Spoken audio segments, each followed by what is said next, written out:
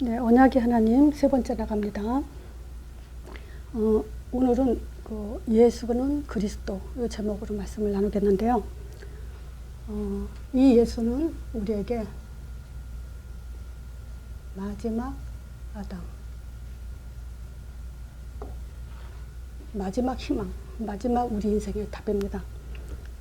이제 고린도전서 15장 45절. 그리고 이제 1, 2강에는 제가 로마서 15장 45절로 했는데 그걸 좀 정정합니다. 자, 이 첫사람 아담은 산 영이 되었지만요, 이 마지막 아담은 살려주는 영이라 했습니다. 그래서 우리를 오직 살려줄 수 있는 그 분은 예수 그리스도밖에 없다. 이 답 아마 다 가지고 계실 거예요. 자, 그래서 예수는 그리스도다. 예수가 그리스도다. 약자입니다. 자, 그래서 예수 그리스도 이름으로 기도합니다 라는 것은 기독교인들이라면 누구나 다 그렇게 하죠. 근데 예수가 그리스도다 라고 알고 있는 사람이 예수 그리스도 이름으로 기도합니다 그래야 돼요. 그러면 그건 진짜 복음이에요. 근데 예수가 그리스도, 예수는 그리스도다 이렇게 알지 못하는 사람이 예수 그리스도 이름으로 기도합니다 라고 할 때는 그게 종교가 될 수 있어요. 그래서 왜냐? 창세기 3장 문제 해결자임을 믿습니다 라는 것과 창세기 3장 없이 예수 그리스도를 말하는 것은 하늘과 땅 차이기 때문에 그렇습니다. 그래서 예수가 그리스도라고 얘기할 때는 우리가 창세기 3장 인간 근본 문제를 해결하신 분이다라는 고백이죠. 자, 어떤 분이 이런 얘기를 했어요. 어떤 목사님이 교회는 무엇을 위해 시작되었는가? 교회는 무엇을 위해 시작되었는가 그래. 근데 교회는 무엇을 위해 시작되는가 아니고요. 무엇을 가지고 시작되었는가 이걸 알아야 돼요. 혹시 잘못 보일까봐 시작되었는가. 이게 중요하죠. 교회는 무엇을 위해 시작되었는가는 뭔가를 하기 위한 그 생각으로 그런 설교가 된 거죠. 근데 무엇을 하기 이전에 우리는 무엇을 가지고 있냐가 더 중요하죠. 자, 그리고 또 이분이 뭐라 그랬냐면요. 성령 세례가 뭐냐?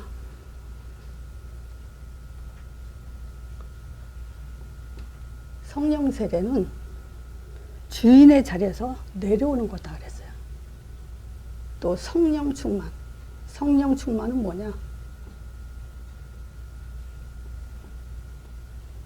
매일 나의 주인됨을 확인하는 거다.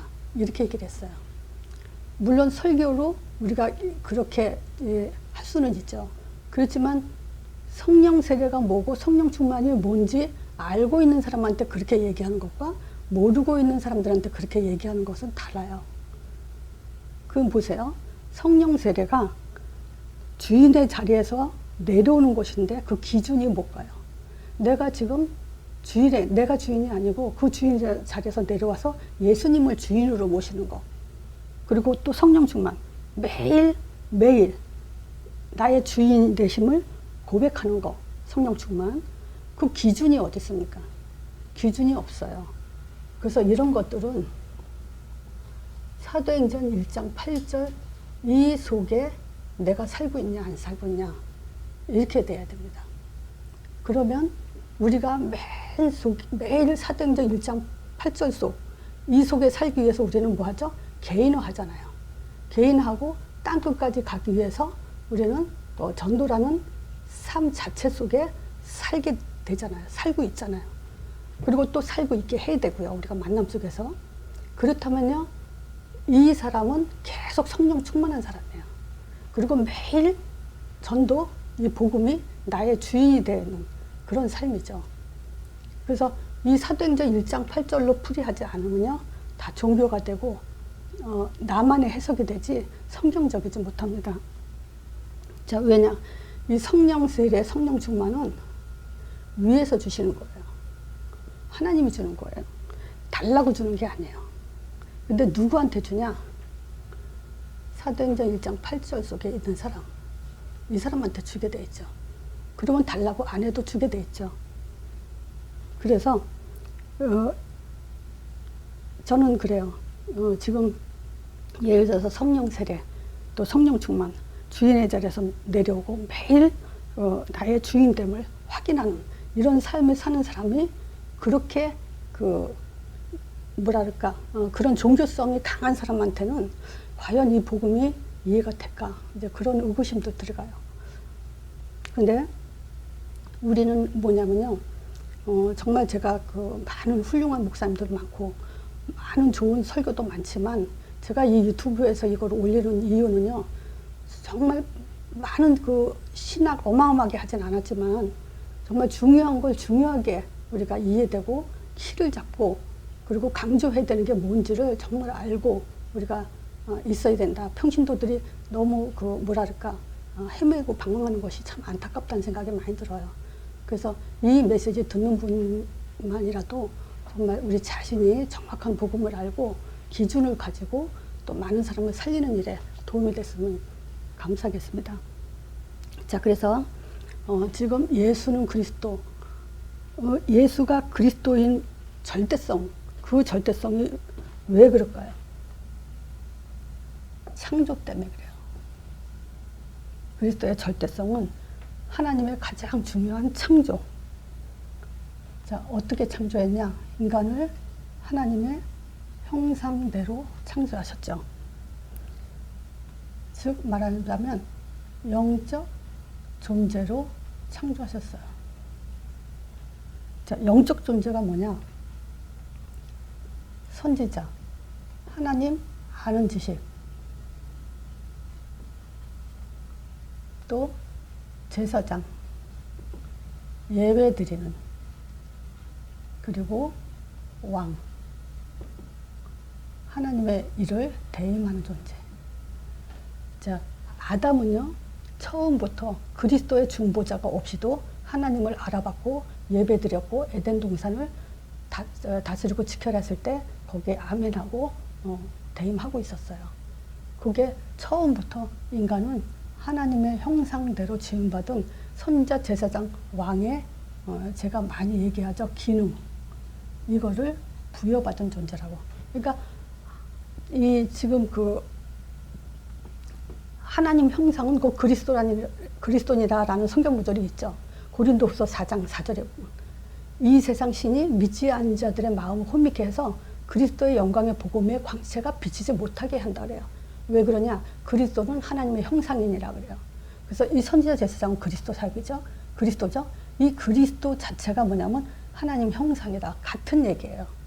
그래서 하나님은 우리에게 이 그리스도의 기능을 처음부터 창조하셨고, 그리고 이렇게 하나님과 소통하는 존재로 창조하셨어요. 그래서 같이 그 존재가 어마어마한 존재죠. 근데 이 근본 문제가 바로 뭐냐면요. 우리는 많이 알죠. 창세기 3장 1절에서 6절. 자, 뭐죠 이게? 하나님 떠났다. 그래서 선지자가 파괴됐죠. 선지자적 기능. 그래도 예배 실패했죠. 예배 드리지 못하고 왕이 아니라 노예가 됐죠. 요 세 가지 기능을 뺏겨버린 거예요. 그래서 하나님 알지 못하고 육적인 존재가 됐고, 그 다음에 노예가 됐죠. 마귀 자녀 끌려다니는 존재로. 그래서 그때부터 인간은 불신자 상태,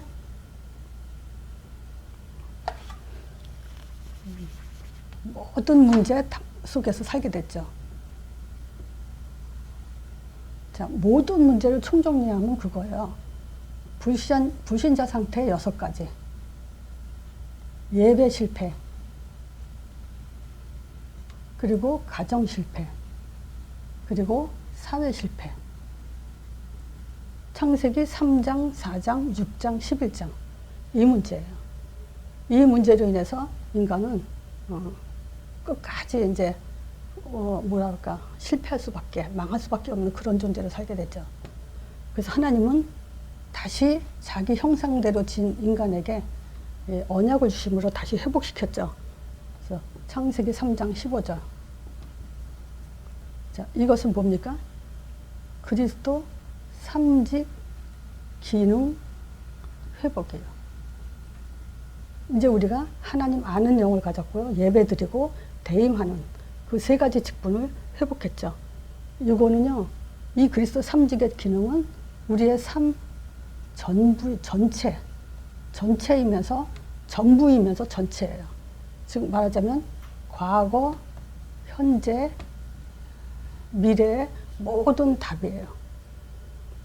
우리는 이 언약 하나로 단지 과거만 회복되는 게 아니에요. 지금 현재, 미래에 올 모든 문제까지, 모든 것까지 다 회복된 거예요. 자, 그래서 이걸 위해서 이 증거가 이제 그리스도 사역인데, 우리가 이제 이 근본 문제로 인해서 이제 하나님을 떠났을 때 하나님이 다시 창세기 3장 15절 이 언약을 주신 것은 사실 여기까지예요. 성령 내주, 이 왕권까지 하나님은 계획하고 결론적으로 답을 주신 거예요. 근데 이 그 성령의 사역, 이 왕권까지 우리가 회복되기 위해서 절대 필요한 것이 뭐냐면요, 필연성, 그리스도 사역이에요. 자, 그래서 예수님이 반드시 선지자가 되셔야 되죠. 마태복음 3장 16절에서 17절. 예수님이 요한한테 세례를 받으면서 하늘문을 열어놓으신 참 선지자세요. 자, 말라기서 4장 5절에 보면요. 지금 요 설명은 유대인들이요, 이스라엘 백성들이 예수님이 무슨 그리스도 선지자냐, 예수님이 무슨 제사장이냐, 예수님이 무슨 왕이냐 라는 것에 대해서 그 트집을 잡을까봐 하나님은 미리 성경에 굉장히 세밀하게 반박할 수 없도록 기록해 놓은 거예요. 그래서 오늘은 그걸 좀 얘기하고 싶어요. 자, 요걸 확인하고 나면은 참 하나님이 철저하게 완벽하게 그리스도 사역을 준비하셨구나라는 것을 확인하게 될 겁니다. 자, 말라기서 4장 5절에 보면요, 구약 시대의 문을 빡 닫으면서 하신 말씀이에요. 뭐라고 말씀하시냐? 보라, 내가 여호와의 크고 두려운 날, 그럼 반드시 하나님의 때 시간표가 온다는 거죠. 그 날이 이르기 전에 내가 선지 엘리야를 보내리라 그래요. 자, 왜 엘리야를 보내리라 했을까요? 성경에는요, 세상을 창조하고 주님이 오시는 그날까지 죽음을 맛보지 않고 하늘로 올려간 두 인물이 있어요. 누구냐면요, 에녹하고 엘리야. 에녹은 창세기 5장에 보면요, 그 아담의 그 족보죠, 계보가 나오는데 낳고 죽고 그것만 기록돼 있어요. 제가 처음 성경 읽을 때 창세기 5장에서 막혀요. 왜냐하면 재미가 없어요. 5장에는 낳고 죽고 해서 기록돼 있기 때문에 그렇게만. 근데 에녹만 뭐라고 나오냐면요, 65세에 무드셀라를 낳아요. 그 무드셀라를 낳고 나서는 300년 동안 하나님과 동행한다 그러는데 365세에 하나님이 데리고 갔다 그래요. 다른 사람은 다 죽었다, 자식을 낳고 죽었다, 몇 살에 죽었다 이러는데 에녹만 데리고 갔다 그래요. 그 말은 뭐냐면요, 300년 동안 하나님과 동행했다, 이 말은 하나님과 함께 하는 자는 죽음을 맛보지 않는다, 죽지 않는다, 이런 메시지예요. 에녹이 하늘로 올라간 것은. 근데 엘리야는 왜 죽음을 맛보지 않고 하나님이 그냥 데려 올라갔을까? 그거에 대해서 참 많이 궁금했어요, 초신자 때. 근데 엘리야가 왜 들려 올라갔냐? 말라기서 보니까 다시 보낼 자는요, 엘리야는 이 선지자거든. 내가 선지자를 다시 보내는데 엘리야를 다시 보낸다, 이렇게 얘기를 해요. 그건 뭐냐면 죽은 자를 보낸다는 말이 아니야, 산 자를 보낸다는 거예요. 그런 의미에서 엘리야는 죽음을 맛보지 않고 다시 저기 보낸다라는, 거기에 이제 하나님의 메시지가 들어가 있어요. 자, 이 엘리야가 그 마태복음 11장 14절에 보면 세례 요한이라 그래요.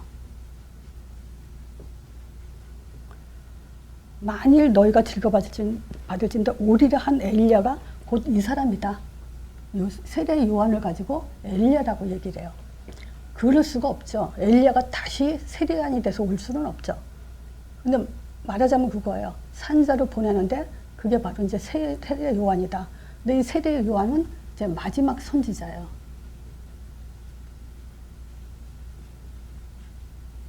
근데 왜 이 마지막 선지자로 세례 요한을 보냈냐?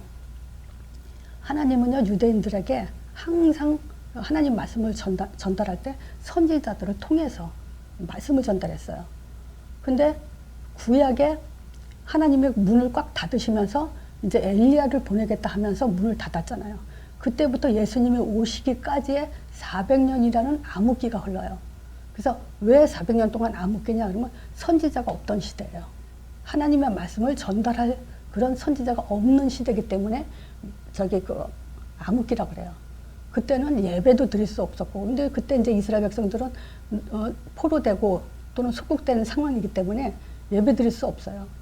그러니까 깜깜한 예배도 못 드려, 선지자도 없어, 지도자도 없어. 그런 깜깜한 시대에 살던 때 하나님이 다시 예수님을 보낼 때는요, 예수님이 짠하고 나타나서 내가 하나님의 아들이다, 내가 참 선지자다, 이렇게 얘기한다고 믿을 사람이 없어요. 그래서 세례 요한을 먼저 보내는 거예요. 선지자를.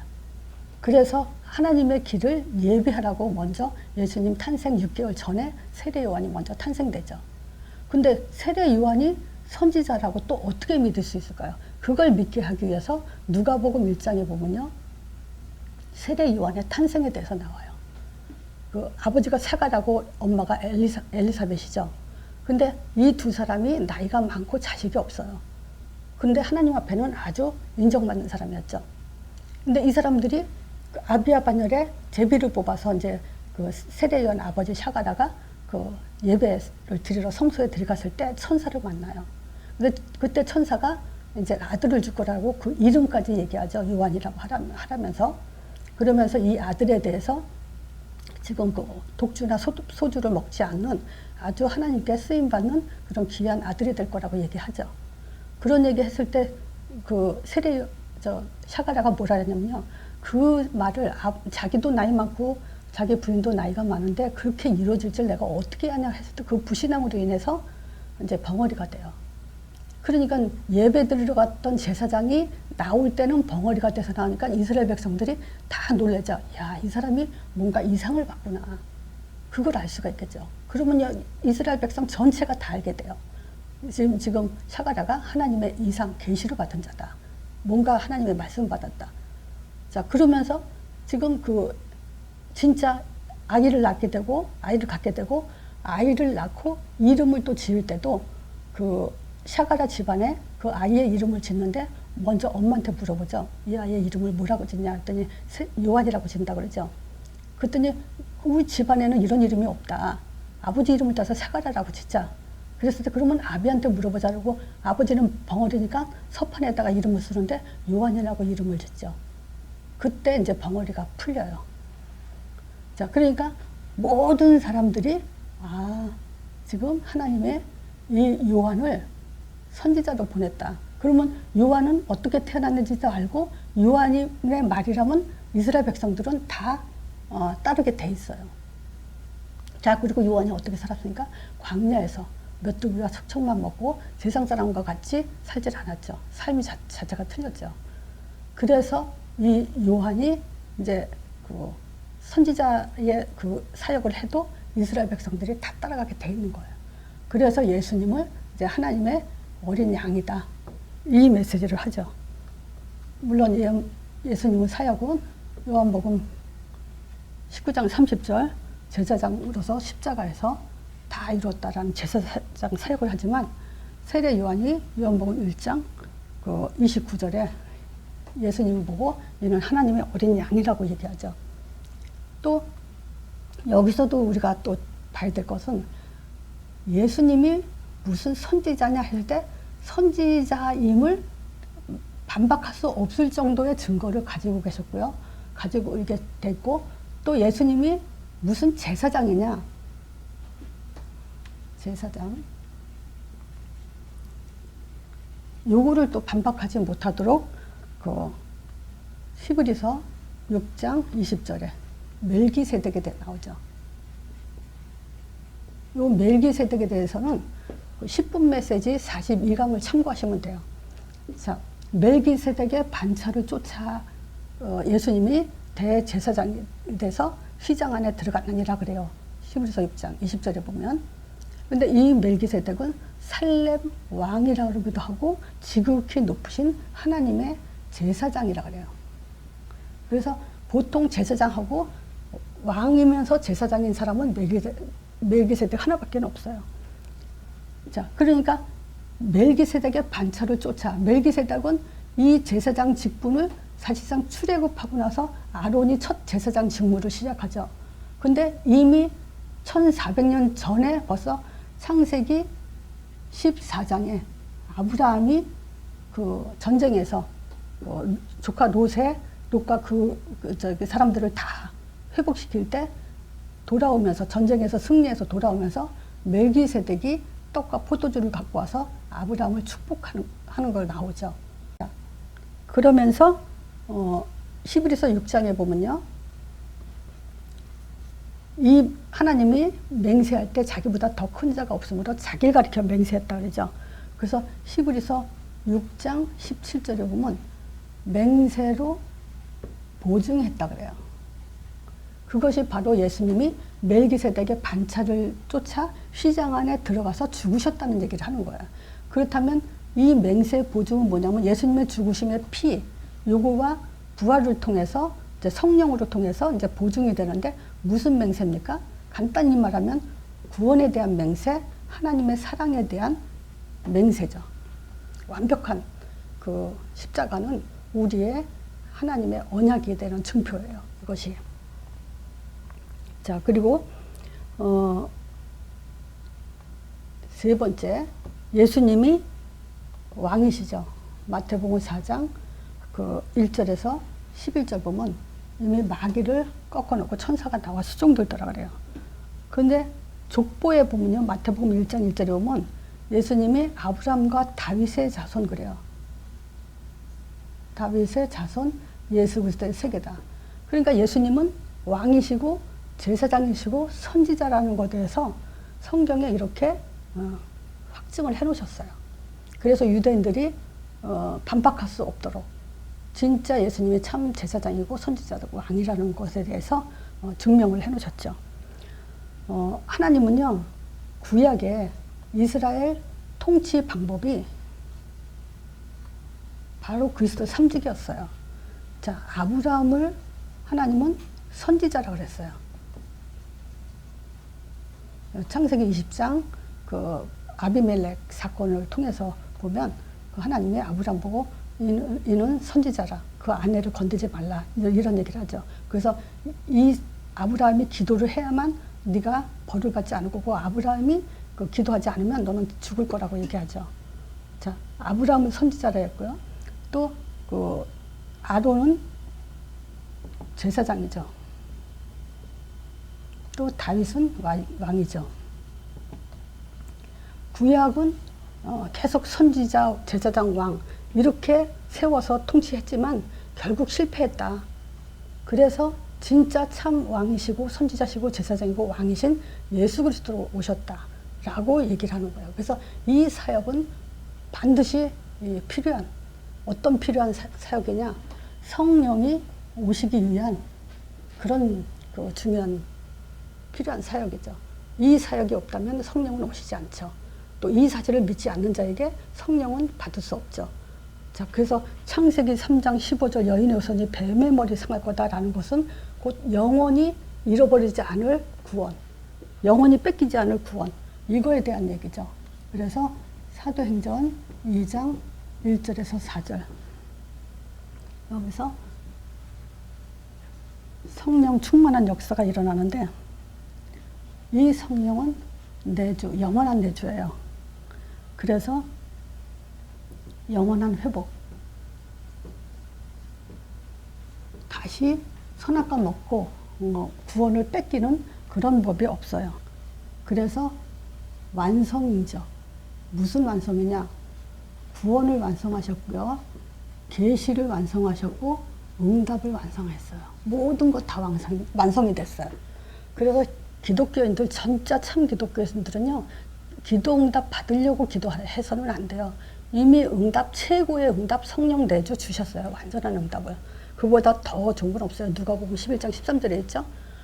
세상 사람들도 자기 자식에게 좋은 걸 줄 줄 알고 하물며 하나님께서 더 좋은 걸 주시지 않겠냐 그러면서 성령을 주시지 않겠냐 그랬어요. 그래서 완전한 응답이에요. 그래서 지금요, 예수님이 구원을 주기 위해서, 하나님이 구원을 주기 위해서 뭔가 더 할 일이 없고, 하나님이 이 구원을 주시기 위해서 뭔가 더 계시하고 알려줄 것이 없어요. 다 끝났어요. 그래서 완성인 거예요. 그래서 지금은 이제는요, 신비주의, 뭐가 신비주의인지 이런 걸 가지고 구분할 수 있어야 돼요. 뭔가 하나님은 다른 방법으로 사람들에게 통해서 뭔가 알려주질 않아요. 어떤 사람을 보고, 뭐라 그러죠? 사람을 이렇게 보는데 어떤 느낌 같은 게 있잖아요. 이 사람이 혹시 이런 일이 있을 거다, 저런 일이 있을 거다. 그런 상상을 할 필요도 없어요. 그거는 진짜 많이 쓰는 단어 있죠. 예수무당이라고. 그런 얘기는 할 필요도 없고, 보여도 말할 필요도 없어요. 이미 우리가 강조해야 될 것은 구원과 계시와 응답, 이것만 강조하면 돼요. 근데 이것은 바로 예수님이 그리스도의 사역에 통해서만 이루어지는 거기 때문에, 그래서 우리가 그리스도를 강조하는 거예요. 근데 또 한 가지 뭐냐면, 이스라엘 백성들이요, 창세기 3장 15절, 요거는 그리스도 사역이기 때문에 메시아, 구약에는 메시아라 하죠. 예수님이 아니에요. 메시아가 오신다 이거는 아는데, 예수님이 오셨잖아요. 그건 예수는 아니라는 거예요, 유대인들은. 그래서 예수님은 십자가 못 박고 죽게 하고, 바울도 그 예수를 핍박했죠. 메시아는 기다려요, 그리스도. 이거 잘 알아요, 유대인들은. 근데 지금 기독교인들은요, 예수는 잘 아는데 그리스도를 몰라요. 이 말은 뭐냐면 똑같은 수준이라는 거예요. 예수가 그리스도다. 이게 정확한 복음이에요. 그리고 그것이만이 하나님의 언약이고요. 자, 그리고 이제 우리가 이 사실만 갖고 예수가 그리스도라는 사실로만이 성령이 우리에게 내주하죠. 그리고 역사하죠. 그리고 이 성령의 사역은 계속 지속돼요. 그래서 사도행전 1장 8절, 땅끝이라는 이 안에 들어가기 위해서 자꾸 우리는 뭐 해야 되냐? 개인화를 해야 돼요. 이거 안 되면요, 땅끝까지 갈 수가 없어요. 그래서 이 성령에 대해서, 마가다락방에 임한 이 성령에 대해서 성경은, 예수님은 미리 얘기했어요. 왕권이라고. 그래서 이 왕권은 뭘 의미하냐면요, 심판을 의미해요. 이 성령이 오시면 이제 세상을 심판해요. 그래서 이 성령의 역사, 이거에 대해서 예수님 자신이 십자가 지기 전에 미리 얘기했어요. 마태복음 16장 28절에 주는 그리스도시요 살아계신 하나님의 아들이십니다 고백한 베드로와 그 제자들한테 이제 비로소 자기가 십자가 질 걸 얘기하고, 또 베드로가 그리마옵소서 그러면서 이런 얘기하죠. 그때 예수님이 여기 섰던 사람들 중에 인자가 왕권을 가지고 오는 것을 볼 자도 있느니라 그래요. 근데 이 똑같은 상황을 마가는 이렇게 얘기를 해요. 마가복음 9장 1절에 보면 인자가 권능으로 온다 그래요. 그리고 누가는 똑같은 상황이에요. 같은 내용이에요. 9장 27절에는 하나님 나라가 임한다 그래요. 그러니까 왕권, 권능, 하나님 나라, 그 성령의 역사 똑같은 얘기예요. 자, 근데 권능으로 왜 임하죠? 왜 왕권을 갖고 있죠? 심판한다는 얘기예요. 그래서 베드로전서 2장 9절이죠. 우리가 어떤 존재예요? 왕 같은 제사장이죠. 우리는 이미 하나님께 택함 받은 쓰고 왕 같은 제사장들이고 거룩한 나라죠. 그리고 우리가 뭘 해야 되죠? 어두운 데서 불러내어 그의 기이한 빛에 들어가게 하신 자의 아름다운 덕을 선언하기 위해서. 그래서 왕 같은 제사장이다. 그러면 이 말은 어떤 의미냐면요, 우리가 두 가지예요. 축복의 그 주역이다. 또는 축복의 통로다. 우리를 통해서 이 땅에 축복이 임한다는 거예요. 반대로 우리를 통해서 정복자, 말하자면 우리를 통해서 이 땅에 심판이 임한다는 거예요. 그래서 10분 메시지인가 지난주 했을 때 이 언약은 두 가지 의미를 담고 있다 그랬죠. 뭐냐, 결론적으로 보면요. 하나님의 언약, 즉 예수가 그리스도 되시면요. 약속 성취, 약속 성취면서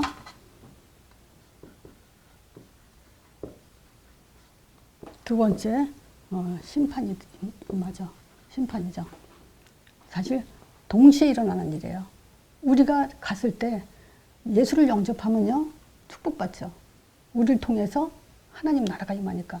그리고 받지 않으면 심판에 들어가죠. 물론 시간표가 있는 사람도 있겠지만 같은 얘기예요. 그래서 어떤 약속이냐.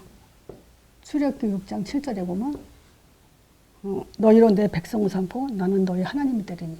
즉 구원, 하나님의 자녀로서의. 그리고 뭐죠? 우리는 심판, 구원, 노예에서 해방시키는 또 하나님 나라가 임함으로 인해서 신정 국가를 세우잖아요. 이스라엘 백성에. 그러니까 이 심판은 뭘 얘기하냐면요. 출애굽할 때 노예에서 해방할 때 10가지 재앙을 얘기하는 거예요. 우리가 가는 곳마다 하나님의 약속이 성취되면서 또 심판이 임하는데 10가지 재앙이 임하냐 안 임하냐 그것이 달려 있어요. 불신자에게는요 10가지 재앙이 임해요. 그걸 어디서 보여줬냐? 출애굽에서 보여줬어요. 노예 해방을 통해서 10가지 재앙을 치면서 하나님은 구원에 대한 강조뿐만이 아니라 심판에 대해서도 강조를 했어요. 그러면서 또 한 가지 뭐냐면 하나님 나라를 세우려고 그래요. 하나님은 구원과 하나님 나라. 그래서 신정국가, 이스라엘 백성만 하나님 나라의 사람이 되죠. 그래서 신정국가라 그래요. 모든 나라는요 자연 발생적으로 생겼지만 이스라엘 나라는요 하나님의 출애굽을 통해서 세운 나라예요. 그래서 우리가 가는 곳이 바로 심판인데 구원과 하나님 나라가 임하게 하는 그런 노예에서 해방 또는 하나님 나라가 지속되는 그런 축복의 사람으로 심판자가 돼요. 축복의 통로면서. 자, 그래서 이 그리스도의 사역은요, 아무도 막지 못하게 하나님의 예정되면서 어느 정도로 어마어마한 일이냐, 하나님의 형상을 회복하는 그 문제고, 또 이쪽으로는요, 권세, 권능, 힘이 임하는 그런 답이에요. 그래서 요것만 묵상해도 요걸 누리고 이거를 갖게 되는, 누리게 되는 그런 답이에요. 그래서 절대성, 그리스도, 예수는 그리스도다라는 절대성과 필연성과 그리고 그 당연성.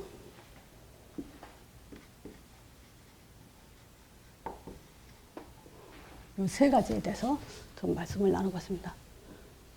자, 오늘 한 주간 이 메시지로 또 그 그리스도의 그 하나님이 이 반박하지 못하도록 이렇게 기록해 놓은 그 부분을 보고 좀 더 확신이 있는 그런 시간이 되길 바랍니다.